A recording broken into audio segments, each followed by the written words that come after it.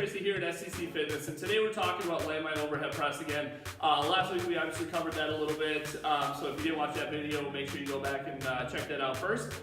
Today we're going to talk a little bit more specifically about Tracy's bad shoulder and some of the positions that she needs to find with her shoulder and her shoulder blade, and try to hold that position while she does the entire movement. So we'll talk a little bit about that. We'll get her set up and we'll show you what we're talking about. Alright guys, so we got Tracy set up with a landmine press here, and we're going to have her do a few without really thinking about it a whole lot, so you guys can see exactly what her shoulder is doing again. We covered this last week, but just to give you a little bit of a reminder. So she's going to go ahead and press overhead, and she looks pretty good on the way up, and her scapula moves well, kind of slides into her armpit like we talked about last week, that upward rotation. But as she comes down, you can see that scapula, or her shoulder blade, pops off her rib cage pretty good. And that's what we're looking to correct. She kind of loses control of what it's doing when she comes down, and she has it anterior tilts, or that bottom kind of inside corner pops right off her shoulder there. So we're going to go ahead and take this bar out of her hand. She loses the right to use it.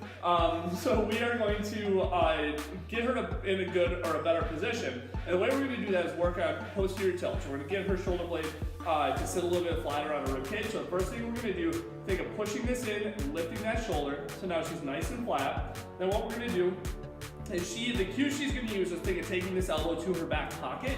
So as she presses overhead, she's sliding nice and long, and then take that elbow back to that pocket in that posterior tilt position. So you notice, again, I can't get my finger underneath here.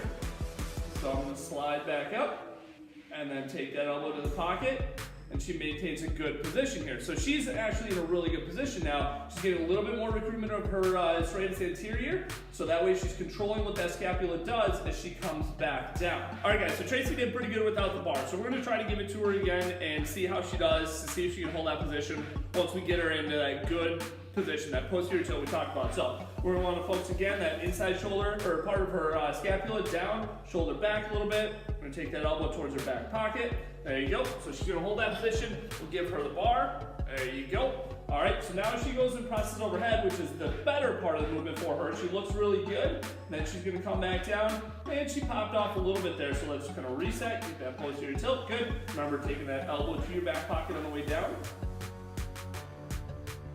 You're going to notch that. Stay tall with that shoulder. Good.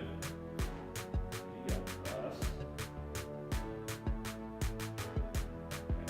Good. So there's definitely some improvement here in her position of her scapula at the bottom of the movement. Before it was, it was pretty far off her rib cage, so I could really get a finger back in there.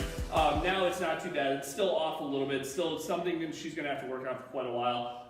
But kind of get that serratus anterior woke up again and functioning like it should, and get everything functioning a little bit better, so she can control that scapula as she comes down. Get her low traptor rhomboids back here, firing a little bit better to get control of her scapular shoulder blade as she does it. So now she regressed. She went back to that first part. So get your posterior tilt, chest up. There you go.